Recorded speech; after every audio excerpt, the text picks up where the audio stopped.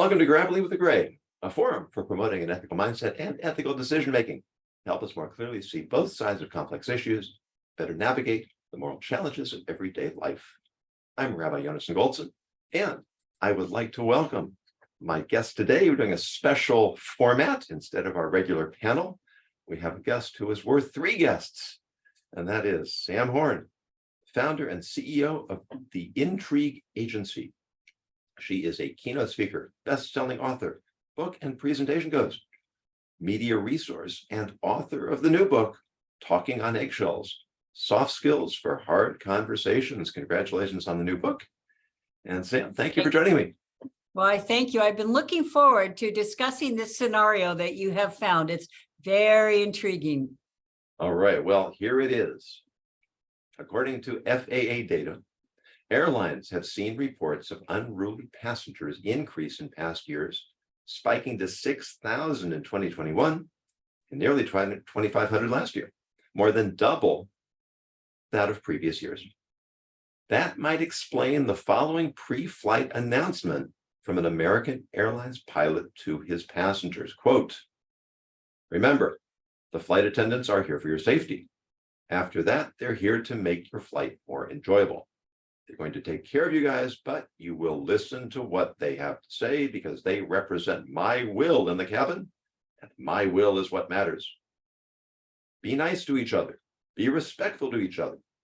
I shouldn't have to say that, but I have to say it every single flight because people don't. And they're selfish and rude, and we won't have it." He told passengers to store their bags properly, avoid leaning or falling asleep on other people, and to use headphones instead of playing audio out loud on speakers. He then concluded, "Middle seaters, I know it stinks to be in the middle. You own both armrests. That is my gift to you. Welcome on board our flight." Unquote. Some observers criticized the pilot as a patronizing scold. Others praised him for taking initiative and demonstrating leadership. Even if we side with the pilot, could he have phrased his message differently to make it more easily and effectively received by passengers? What lessons can we learn and apply to our own communication in the workplace, in our families, and in our communities? Sam, what are your initial thoughts? Okay, well, words matter, every one of them. And I agree with the people who said both things. I agree that it's important to take initiative and set standards and rules for behavior. And I agree that it sounds like he was at the end of a very long day calling people selfish and rude and my will. It's like, I'm in charge, doggone it. And which sets up a "you're not the boss of me" reaction from most people. It's like, my will is what matters. So let's give him a little grace because it was probably at the end of a very long day.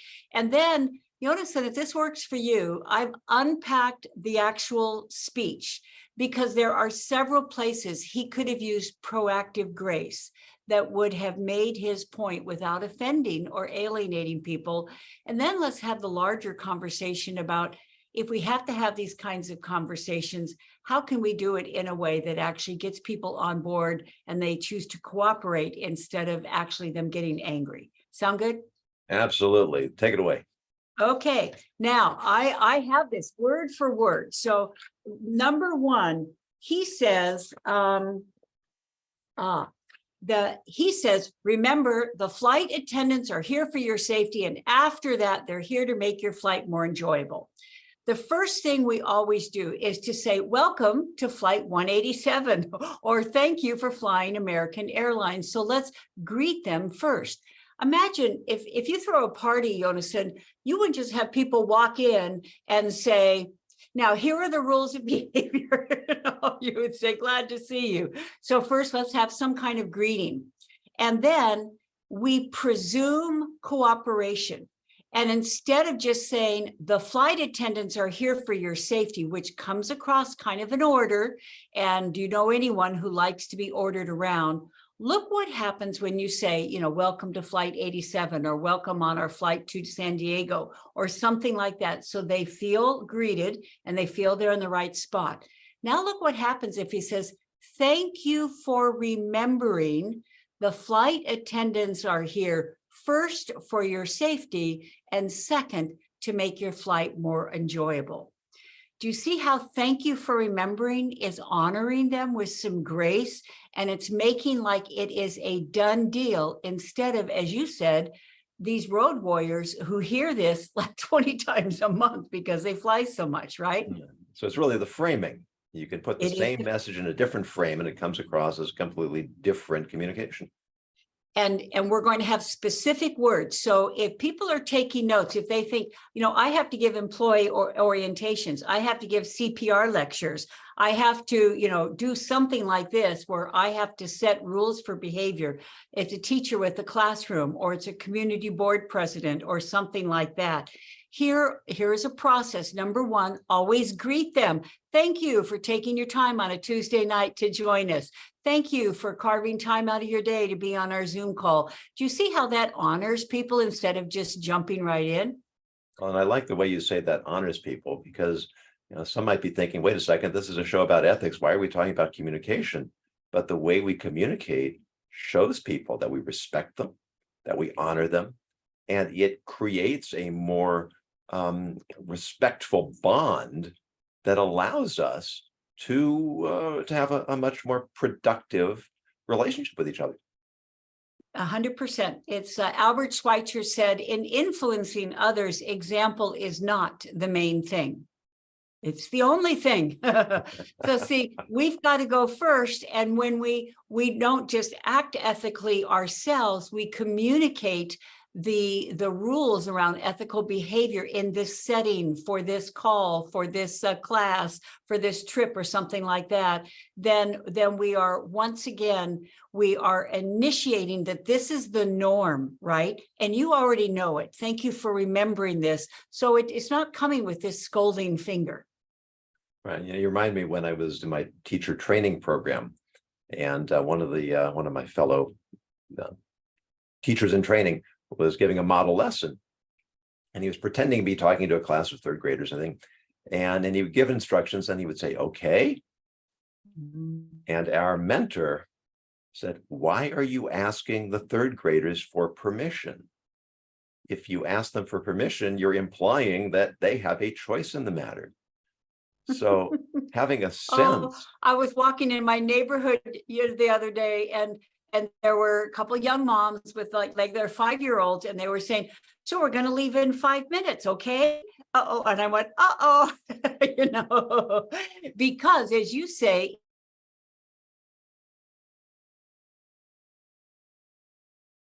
no, I don't want to leave in 5 minutes. It's like, so we're going to have dinner, at after you do your homework. Okay. No, we'll be having dinner after you finish your homework. So, right. Okay, So whether I'm talking to third graders or adults, I'm going to have to adapt my style to anticipate what's going to be well received and what's going to help me get my message across the way I want it to be received. That's exactly right. Good. Okay, round two. They say, the captain said, they're going to take care of you guys, but we'll listen to what they have to say because they represent my will in the cabin, and my will is what matters.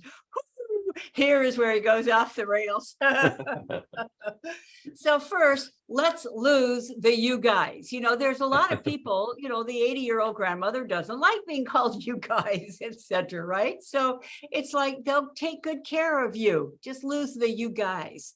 And then once again, and thank you for listening to what they say, because it will help them keep our flight safe and enjoyable. So see, we loop back to safe and enjoyable, which is what the captain says are the goals.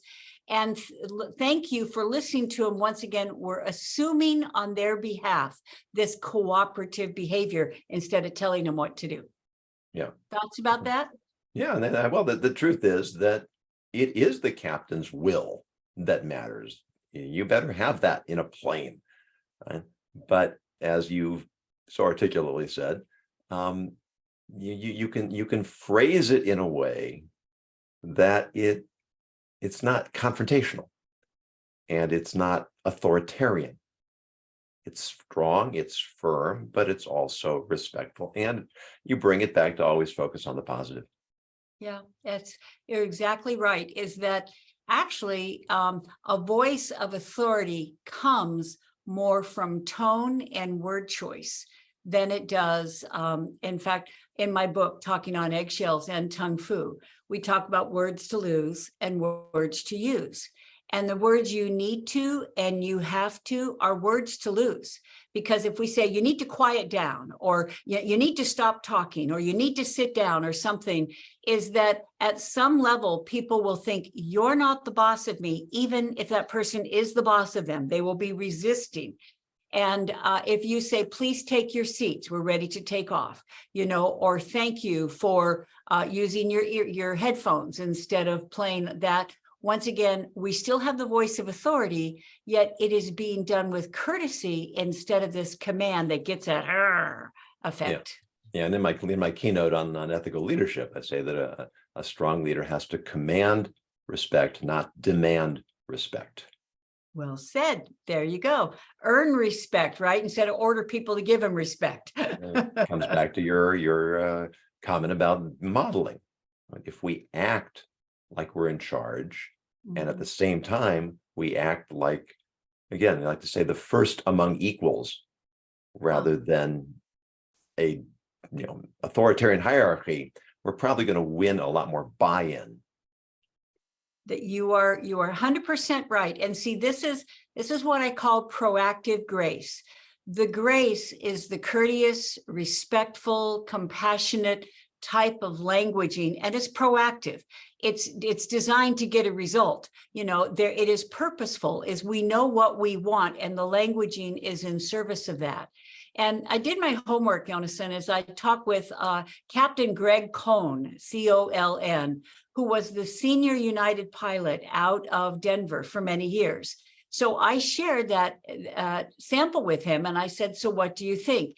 He said several very important things. Number one, he said that these days, gate agents are being trained to be alert to people who are likely to misbehave. So like they can see when someone's drunk. I remember back in COVID where everyone was supposed to wear a mask, there was a man who was belligerently not wearing his mask. And the gate agents intercepted him and did not let him get on the plane because they knew that once he was on the tube, so to speak, that was going to escalate. So Greg said, number one is that if you see someone who looks like they're wasted, or that they are drunk or belligerent, or they're giving people a hard time, is to please approach the gate agent and in a quiet and private voice, just say, you might want to check out this passenger. They might be, I think they need, you might want to see if it's going to be appropriate for them to get on the plane, right? You're not throwing people under the bus. You're just trying to alert them to a potential dangerous situation that could put everyone on the plane at risk. Yeah, and I think that's such a vital lesson for all areas of life, business, family. When we see someone who is, a potential source, or maybe even a real source of disruption in the workplace, in the classroom, to go to the person in authority and say, I have a concern. I'd like to make you aware. That's always the first step, rather than being confrontational, rather than creating a situation where it's likely to escalate, to try to anticipate a situation and handle it through channels. If that doesn't work, then we may have to look for other alternatives, but it's always a good place to start. It's true. Now I'm going to take a little segue and then come back to the situation. And Captain Greg Cohn's advice is that I remember in a Tung Fu workshop that a gentleman told me that he had grown up loving baseball. He'd played collegiate baseball. He had two girls. And so he took them to their first major league baseball game. And unfortunately, they were seated right on the seats behind them was a big drunken group of men. And the men were using terrible language, and at one point poured a beer on one of his daughters. He didn't go like this, poured it, but he sloshed it on the daughter.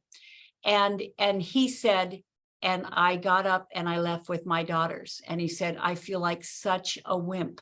He said, but I thought if I confronted them, I didn't know what they were capable of. I didn't want to put them at risk. And I said, number one, Tennessee Williams said, sometimes it is time to leave, even when there's no particular place to go. See, I don't think he was a wimp by removing himself and his daughters from that volatile, potential violent situation. I think he could have done what you just said. He could have gone to an usher and reported the situation, not like, you need to get rid of those guys, or those guys are jerks. There's no accusing, and there's no blaming, and there's no that. It's like, here's what happened there. I'd like to continue to see the game with my daughters. And is there a place where we could feel safe doing that?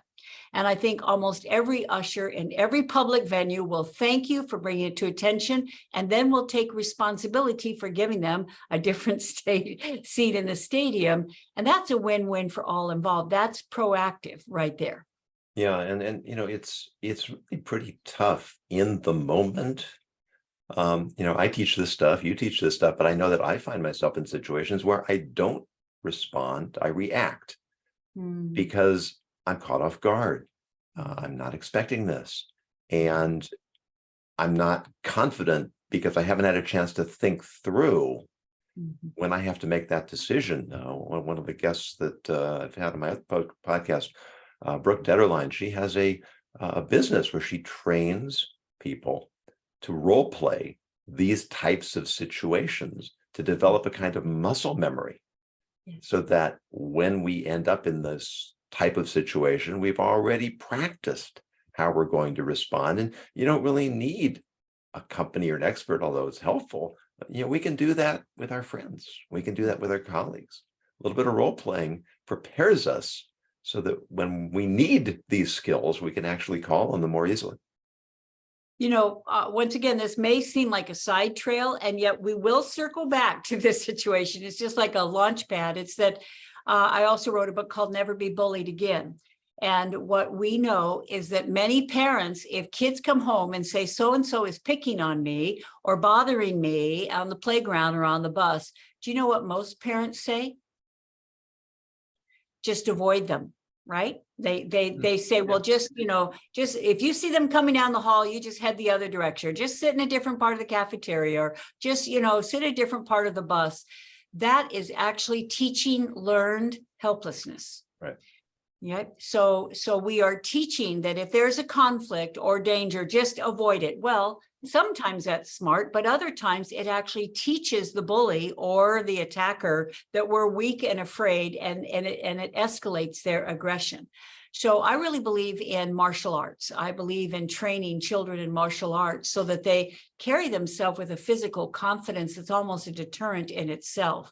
And when I give classes in schools, I deliberately turn my back on the kids and I write on the poster pad or the green board or something like that. And I say, now this is a safe place.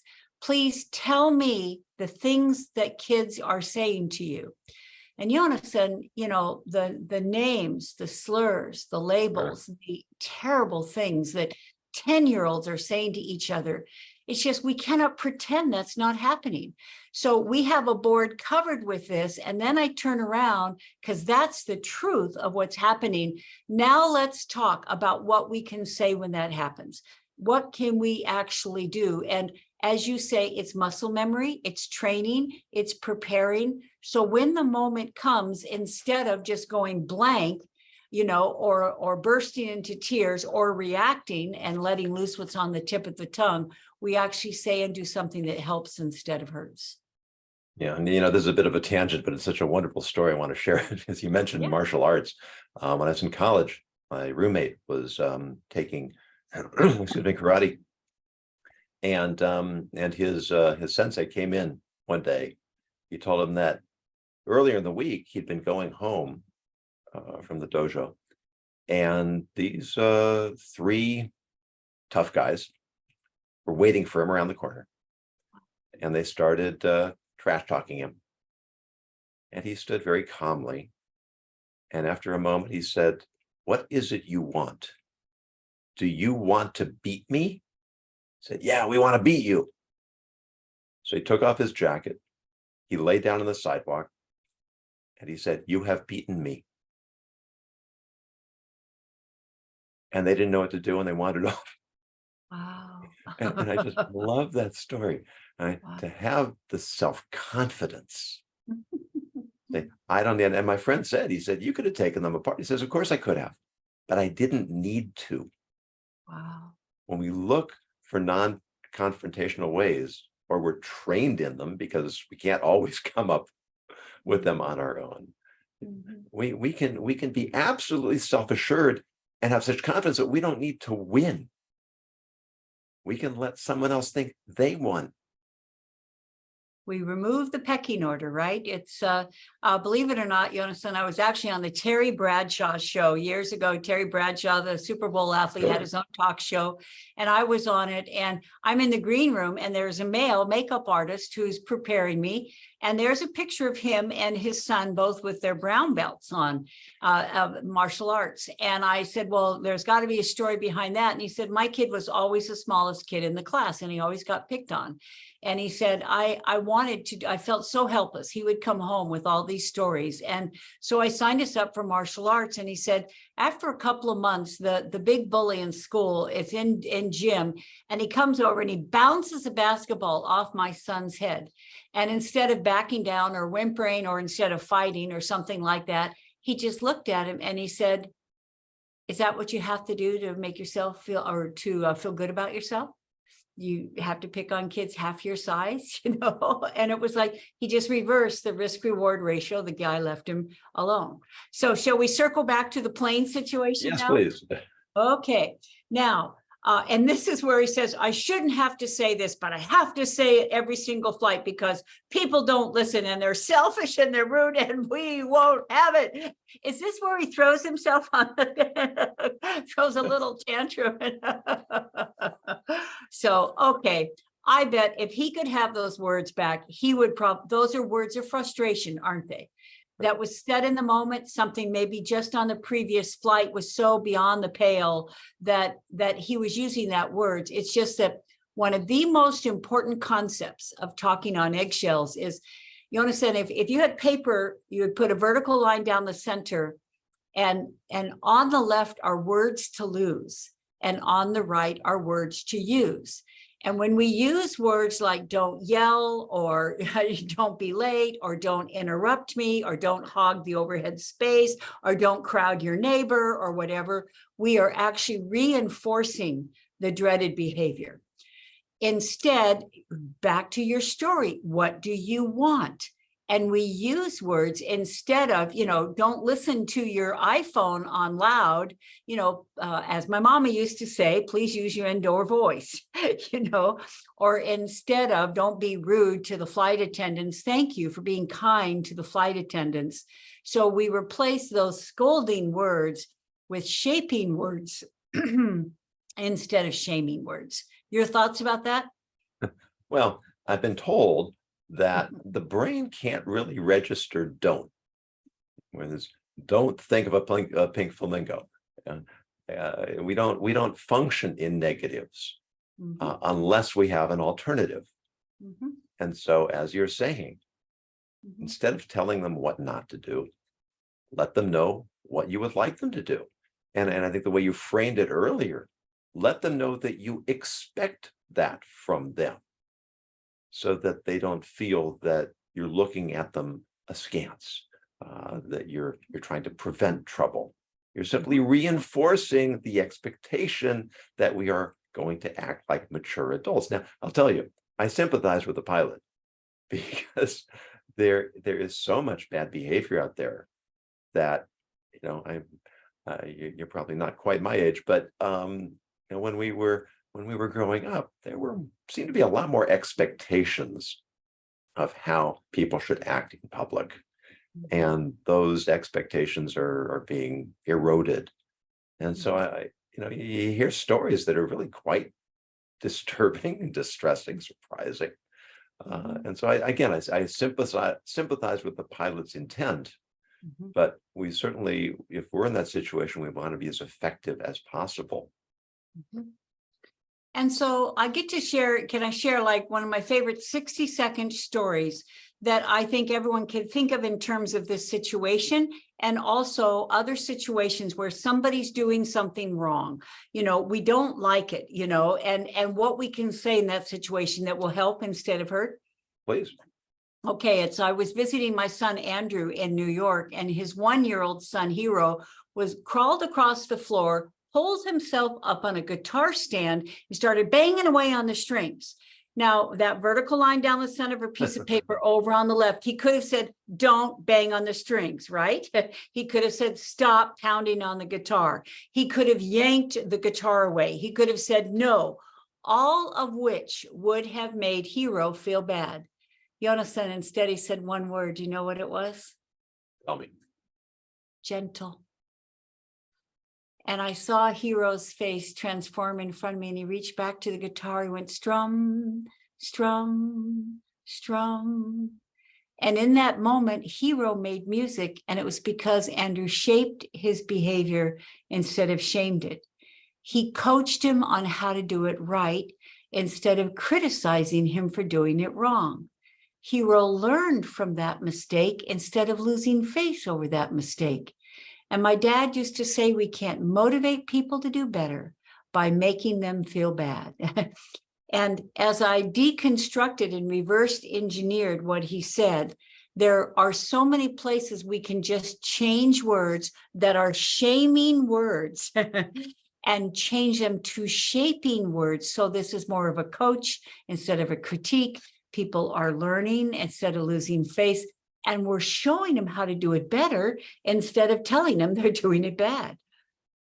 Yeah, my first year teaching high school in the United States, I was a few months in, and there was a principal of a different school that I had known from before I moved to town. And I went to him because I wanted a little bit of guidance that I wasn't getting from my own administration. And he said to me, "How many times a day do you raise your voice?" And I was embarrassed to give him an honest answer. Wow. I said too many, or maybe I said much less than I was, and he said too many. But it was such an important conversation for me just to hear him ask that question, because it made me conscious of something I was doing that I knew on some level I shouldn't be, but I needed to be forced to confront my own inexperience and how I was handling the situation, so that I could then start thinking about what I needed to change. Wow. What a profound teacher. You brought up a voice of authority at the beginning of our conversation, and a voice of authority is not louder, is it? Yeah. This is, let's see how he closes out here. He said, middle seaters, I know it stinks to be in the middle, so you own both armrests. That's my gift to you. And I thought, how about, he said sometimes it's not fun. See, I would put the word fun in there, because do you see how stinks is like, it stinks is planting that it stinks. People are going to use this language. It stinks being in the middle seat.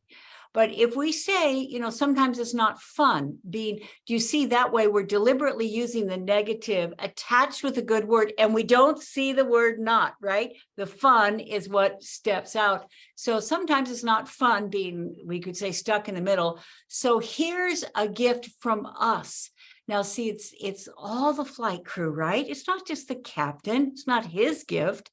And say, you get both armrests. And now, if he said this with a smile in his voice, you're closing with some warm humor. And I would bookend it again. I would say, once again, thank you for flying with American. And I came up with a line, maybe American wants to pay me for this one. You ready? We're glad you're here, and we're happy to get you there safely and enjoyably. See, you bookend back to safe and enjoy what you say before. You reinforce the positive words, and it's got this welcome. We're glad you're here, and we're happy to get you there safely and enjoyably. And I honestly think that this is going to have the same impact. And one of the most important things when I talked to Captain Greg Cohn, former senior United pilot, he said that the challenge with these types of warnings, these scolding warnings, they penalize the 99% of people who are doing it right because of the 1% that are getting it wrong. What are your thoughts about that? Yeah, well, I want to go back to 2 points you made. You said that this is our gift, this is our gift, or the gift from us. Not only is he including the flight crew, he's even including the passengers on the sides, so that they don't feel, well, like you just took away my armrest. Instead, it's, oh, I have the opportunity to help someone else be more comfortable. And the other point you said that struck me, with a smile in your voice, is I've been told that when we smile while we're speaking, that actually comes across in our voice. So it's not exclusively me choosing the tone, it's me positioning myself literally, physically, in a way that is going to bring out the warmth in my voice, so it will be well received by the person I'm trying to communicate with. Many call centers have mirrors by the phones, and it says smile, because you're 100% right, is that especially if we're harried, if we're tired, if like this is our 20th call that day, our frustration comes out in curtness and abruptness and a lack of warmth and humanity. And the second we put a smile on our face, it kind of puts a twinkle in our eye. It warms up our voice in a way that people feel our humanity and the connection and the rapport, instead of the, I understand you didn't get your order, or like, I understand you have a problem, or something like that. So you're right, you're putting a smile in our voice. And especially, let's think about Zoom calls, because so many people are on Zoom meetings these days. Think about it. Often the first things are, well, we're going to wait for a little bit because not everyone's here. What's that about? We are penalizing the people who are on time and rewarding the people who are late, right? Rewarded behavior gets repeated. So it's like, so we can tell people up front, we know how important your time is. So you can trust us to start on time. So if we say 9 o'clock, we're going to be starting at 9 o'clock. You can count on us. Thank you for being here on time. And then instead of put yourself on mute, which is, hello, shut up.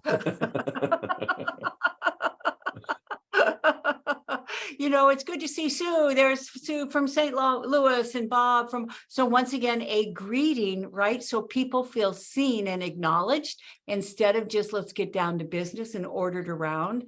And then once again, look at the difference. Instead of order, you have to put yourself on mute. It's like, and thank you for putting yourself on mute. And then we welcome your questions 20 minutes into it, when you see the difference. It's just proactive grace. Yeah, and you remind me that one of my repeat guests, Sam Artery, who's a mediator, but he's trained as a lawyer, and he tells a story about himself, that he was in a discussion with his wife, and he was using his lawyer skills to get his point across. And after a while, his wife said to him, "Sam, do you want to be right, or do you want to be married?" Good line.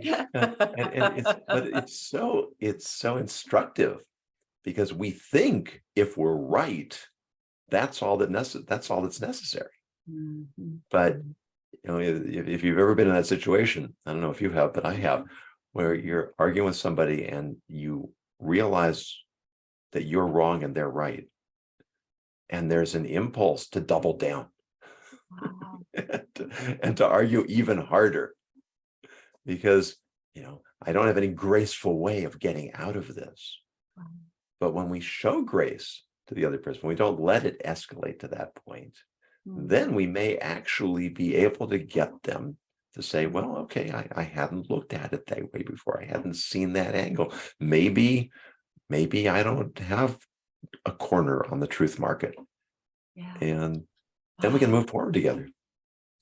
What a great observation. You know, you're bringing up something, once again, Captain Greg Cohn, COLN, who is the senior United pilot out of Denver. He said something very profound. I said, any other suggestions about what we can do about the tension in the air? You know, as the FAA has reported, incidents are up. So is there a way we can get ahead of that? And he said, you know, Sam, you got to understand that anxiety can be defined in 2 words: not knowing. And people are in a tube flying at 500 miles an hour, 30,000 feet, and there can be anxiety, and anxiety can show up in being snappy to the flight attendant, or, you know, giving your person a shove who's fallen asleep on you or something like that. And so I'll give you a quick example, and once again, how pilots and flight attendants can get ahead of alleviating anxiety so people don't start taking it out on each other. About several weeks ago, I was flying out of Houston, so we had several mechanicals. So our 9 o'clock flight became a 10 o'clock flight, which became 11 o'clock flight. And Jonathan, we were finally on the runway and we take off. And at the last second, wasn't minute, the pilot slammed on the brakes, full on the brakes on the active runway. Wow. If we had not been strapped in, we all would have been hurtled forward. And then we just sat there. Now I kept looking out the window. I thought the engines are on fire or something, because all my years of flying, I've never had that happen. I mean, we're about to take off, and so we sit there for like several minutes. And then we kind of limp off the runway over to the tarmac, and then we sit there. Now, we were all in a state of anxiety, and I believe the pilot could have come on earlier to say something. We're safe. We need to check something. We're fine. I'll get back to you just as soon as we can. If he had informed, it was a he, not a she. If he had informed us, we would have felt okay. We're not in danger. We'll sit here, even though we don't know what's going on. Well, what had happened, and he finally came on, and he said that at the last second, the tower said, they don't say abort takeoff anymore. They say reject takeoff. He said, reject takeoff. They'd seen a bogey on the runway. Who knows if it was a deer or whatever, but it was like, shut it down. So once he was informed us, we thought, okay, at least we're not on fire, right? At least we're not going to be evacuating. And then he said, we have to get back to the gate. And then guess what? The jet bridge wouldn't come out, and half the people on the plane had gotten up. They wanted off this plane. And he said, you need to go back to your seats. And people were saying, I'm not, it was like a little mutiny, Jonathan, because it's like, you need to go back to your seats. And people going, I want off this plane.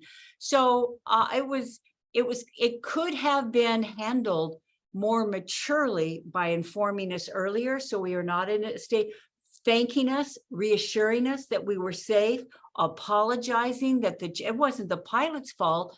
But when you say, do you want to be right or do you want to be married? You know, we are so sorry that the jet bridge is not working. Please, we thank you for your understanding and your patience. We appreciate you taking your seats just as soon as it is available. We will make that announcement so that you can. He could have handled it better, and I think avoided a lot of the angry people on that plane. Your thoughts about that? Well, you remind me, my wife and I were changing planes in Istanbul. And we had just boarded our flight to come back to the States. So it was a transatlantic flight, and transcontinental as well. And but they were having an inch of snow, which doesn't sound like a lot. But in Istanbul, they had absolutely no means of dealing with it. And we sat on the tarmac for 4 hours before taking off for this Istanbul to New York flight. And I think about 2 hours in, the flight crew started serving drinks. Now, they only served us one, which I could have used more than one at that point, but it showed an awareness that this is a bad situation. There's nothing anybody can do about it. Yeah. But let's show the passengers some consideration to make things a little bit easier. Yep. And when we're in those situations and we feel like we're trapped or we're abused or we're ill-fated, it doesn't take a lot of concern, of an expression of sympathy, of some small gesture to show, we're going to do what we can to make things as good as we can. Just a little bit of thought. The White House Office of Consumer Affairs did a survey, and they found that if you handle a mistake well, if something goes wrong and you handle, like you say, with grace, people are actually more likely to return than if nothing went wrong in the first place. So not only do they forgive you for what went wrong, they're so grateful that you handled it so well, they have increased loyalty. So it's something in both my Tung Fu and my Talking on Eggshells book. If you would like, we can send to your listeners and your viewers this words to lose, words to use, because these words on the left, problem and but, well, I'd like to help you, but I know you're waiting a long time, but those are canceling words. They actually make people angry. You should have told the flight attendant earlier. That's a scolding word. You have to is a bossy word. Can't because is a helpless word. There's nothing I can do. It's not my fault. I didn't cause the mechanical is a word that causes people to think you're not listening. You don't care. The word problem. Even if, would you like to know if people complain what not to do? Mm-hmm. Don't explain. Because if people say, we were supposed to take off an hour ago, or you would say, hey, we've been sitting on the tarmac now for 2 hours. If we say, oh, I know, but the tower says we're not safe. In a way, we think people will forgive us if they understand what's going wrong. Often they get angrier because they feel we're making excuses. Explanations often come as excuses. So instead we take the A train. A for agree. You're right. Those 2 powerful words, you're right. We have been sitting on the tarmac for 2 hours, and I know the plane is getting warm, and it can be frustrating not knowing how much longer it's going to be. And we've decided to give every passenger of age that wants one a drink as our way of saying we're doing the best we can, and thank you for your understanding and patience. Yeah, you remind me a little bit. It's kind of a catch-22 that, since I've learned some of these techniques, when I find them being used on me, I feel a little bit like I'm being handled. Interesting. But at the same time, I recognize that it's exactly the right thing to do. Listen, we've been had a nice chat here, and would you like to tell us a little bit about your latest book? You bet. Mother Teresa said, the world is full of good people. If you can't find one, be one. And I bet we agree with that. And the question is, how do we be one? How do we be one when people are taking their frustration out on us? How do we be one when someone says something that's not true? So Talking on Eggshells is for all those situations at work or at home or online where we don't know what to say. And it actually gives some options about what to say in those situations so we can handle them in the moment instead of thinking of the perfect response on the way home. Wonderful. And how can listeners find you? It's real easy. They can go to my website, which is samhorn.com, SAMHORN.com. I've got 3 TED Talks. My TEDx talks are there. Information about all my books, whether it's Pop or Tung Fu or Take the Bully by the Horns, Talking on Eggshells.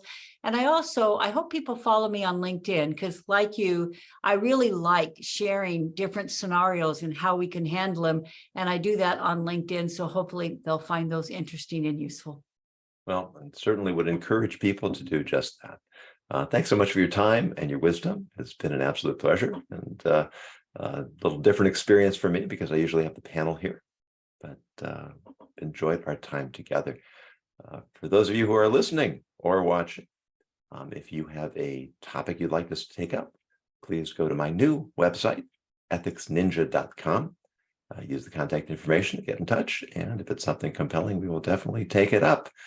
And until our next time together, I encourage you to continue to grapple with the gray.